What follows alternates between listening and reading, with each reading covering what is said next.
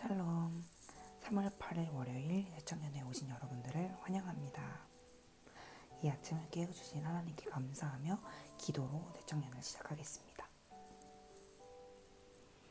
사랑의 하나님, 이 아침 깨어서 하나님의 말씀 앞에 삶을 시작하게 하심에 감사합니다. 주님, 주의 말씀 앞에 설 때에 더욱더 주의 얼굴을 바라보게 하여 주시옵소서. 주의 인격을 알아가고 하나님과 함께 동행하는 삶을 시작하게 하여 주시옵소서. 이 아침 더욱더 우리의 생각과 시선이 하나님께 고정되길 간절히 소망하며 살아계신 예수 그리스도의 이름으로 기도드렸습니다. 아멘. 그럼 본문 말씀을 읽겠습니다. 통치자들아, 너희가 정의를 말해야 하거늘 어찌 잠잠하냐? 인자들아, 너희가 올바르게 판결해야 하거늘 어찌 잠잠하냐? 아직도 너희가 중심에 악을 행하며 땅에서 너희 손으로 폭력을 달아주는도다. 악인은 모태에서부터 멀어졌으며 나면서부터 곁길로 나아가 거짓을 말하는도다. 그들의 독은 뱀의 독 같으며 그들은 귀를 막은 귀머거리 독사 같으니 술사에 홀리는 소리도 듣지 않고 능숙한 술깨기 요들도 따르지 아니하는 독사로다. 하나님이여, 그들의 입에서 이를 꺾으소서. 여호와여, 젊은 사자의 어금니를 꺾어내시며 그들이 급히 흐르는 물같이 사라지게 하시며 겨누는 화살이 꺾임 같게 하시며 소멸하여 가는 달팽이 같게 하시며 만삭되지 못하여 출생한 아이가 햇빛을 보지 못함 같게 하소서. 가시나무 불이 가마를 뜨겁게 하기 전에 생나무든지 불 붙는 나무든지 강한 바람으로 휩쓸려 가게 하소서. 의인이 악인의 보복당함을 보고 기뻐하며 그의 발을 악인의 피에 씻으리도다. 그때 사람의 말이 진실로 의인에게 갚음이 있고 진실로 땅에서 심판하는 하나님이 계시다 하리로다. 아멘. 저는 본문을 다음 3가지로 정리해 보았습니다. 대부분 불의한 재판관들에 대해 정죄를 하고 그들에게 응징을 간구하며 또한 하나님께서 하실 그 심판을 선언하는 내용입니다. 우선 가장 첫째로 불의한 재판관들을 향한 질책과 정죄에 대해서 조금 더 생각해 봤을 때 마땅히 공의를 말해야 하는 상황임에도 불구하고 침묵하고 또한 평화를 실천해야 하는 권력자들이 악과 폭력을 일삼는 모습을 보고 많은 정죄를 말하고 있는 다윗을 보게 되었습니다. 또한 전도사님의 말씀이 생각이 났는데 잘못된 복의 개념, 즉 세상적인 복의 개념으로 악과 선을 구분하지 못하는 권력자들의 모습이 보였습니다.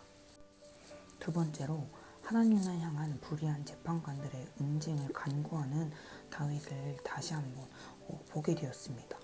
다윗은 이를 꺾으소서, 그들의 살이 꺾임 같게 하시며 라며 직접적으로 그들에게 응징을 간구하고 있는데 이 다윗의 모습을 보면서 제 모습을 좀 생각해 보게 되었습니다. 나는 과연 하나님을 대적하는 자들을 향해 진심으로 정의로 화를 냈는가 라는 질문에 예전에 학창시절 때 복음을 좀 부끄러워했고 자랑스럽게 말하지 못하였음을 생각나게 하셨고 또한 이를 통해서 회개하게 하셨습니다. 마지막 3번째, 온 세상을 향한 하나님의 신속한 악의 심판의 확실성을 선언하고 있는 다윗을 보면서 정말 하나님의 신속한 악의 심판, 저는 이 단어를 봤을 때 중보기도가 좀 많이 생각이 났습니다. 하나님께서 하실 일, 하나님께서 악인들을 심판하시던 아니면은 의인들에게 복을 내리시던 그 하나님의 계획을 좀 엿보는 다윗의 모습을 보게 되었습니다. 큐티 가운데에서 제게 클릭이 되었던 구절이 있습니다. 본문 11절에 그때 사람의 말이 진실로 의인에게 갚음이 있고 진실로 땅에서 심판하시는 하나님이 계시다 하리로다 라는 구절인데요. 저는 특히 그때에 라는 단어에 많이 집중이 되었는데요. 그때는 예수님의 재림을 말하는 것 같습니다. 다윗은 그때 심판하시는 하나님에 대해서 굉장히 많이 의지하고 또한 그 심판의 하나님을 굉장히 많이 집중하고 바라보고 있는 것 같습니다. 저는 이러한 예수님의 재림을 설렘과 기대함으로 기다리고 있는가라는 묵상이 저절로 나왔습니다. 그러기 위해서는 더욱 깨어있어 하나님께서 하실 일을 예민하게 캐치하는 것이 필요하다라는 생각이 들었습니다. 또한 이 구절에 심판하시는 하나님이라는 하나님의 인격을 표현하는 걸 통해서 저도 하나님의 인격을 조금 더 묵상해 봤을 때 하나님은 심판의 하나님, 징계의 하나님. 근데 이러한 부분은 조금 악인들에게 해당하는 부분이 되는 것 같습니다. 또한 의인들, 정말 참된 그리스도인들에게는 구원의 하나님, 보응의 하나님이 더 기쁘게 와닿지 않나 생각이 듭니다. 보응은 행한 대로 갚는다라는 뜻을 갖고 있는데 의인들에게는 의로운 일을 했으니 그것이 기쁘게 들릴지 몰라도 악인들에게는 자기가 행동이 악했으니 그 끝은 사망이란 것을 알고 있어서 더 두렵게 느껴지지 않나 생각이 됩니다.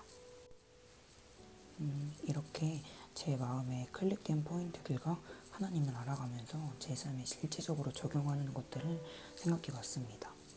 더욱 깨어 있기라고 처음에 말을 했는데 그 더욱 깨어 있기 위해서 말씀 앞에 바로 서야 함을 깨달았습니다. 지금은 수련회로 인해서 여호수아서를 묵상해야 하지만은 이후에는 계속 묵상 중에 있는 사복음서를 묵상할 계획입니다. 분명한 목적 가운데서 묵상하는 것이 정말 중요하다고 예전에 말씀을 해주셨는데 여호수아서의 말씀이 현재 저한테 하는 말씀이다 라는 것을 생각하면서 묵상을 하라 합니다. 하나님께서는 여호수아에게 여호수아야 강하고 담대하라, 놀라지 말라, 두려워하지 말라 라고 말씀을 하셨는데 여기에서 해주야 강하고 담대하라, 놀라지 말라, 내가 너와 함께하리라 하신 하나님의 말씀을 제 삶에 적용하기를 간절히 소망합니다. 다음으로는 예수님의 재림을 기다리며 예배와 찬양, 중보를 하는 것인데 저는 중보에 요즘 가장 마음이 가고 있습니다. 특히 다음 세대에 대한 마음이 커져가고 있는데 현재 사울과 같은 이때에 다윗들이 다음 세대들이 일어서기를 더 소망하게 되는 요즘입니다. 그러기 위해서는 더욱 하나님을 알미 필요하다라고 말씀을 해주셨습니다. 하나님의 그 주위의 것이 아니라 하나님의 인격 그리고 그 하실 일을 알아감을 통하여서 그 하나님께서 하실 일에 동참하는 것, 그 동참하는 것이 중보다라는 말이 제 마음에 아직도 깊게 남아 있습니다. 하나님을 알기 위해서는 또한 골방에서의 1대1의 교제가 더 자주, 더 깊이 있어야 한다고 생각이 듭니다.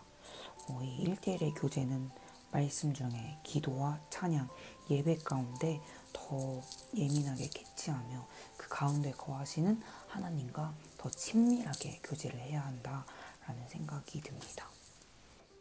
그리스도인으로서 담대함과 용기를 배우게 되는 시간이었습니다. 더욱더 담대함으로 하나님의 말씀을 선포하는 엘린 공동체가 되길 축복하고 기도합니다.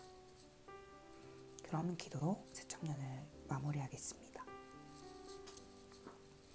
사랑의 하나님, 이 아침 주의 말씀 앞에 서게 하심에 감사하고 또한 하나님께서 저에게 하실 그 말씀 담대하라, 또한 그 용기를 가지고 그 분깃을 향해 나아가라, 악인과 의인의 끝은 하나님 안에 있다라는 것을 깨닫게 하심에 감사합니다.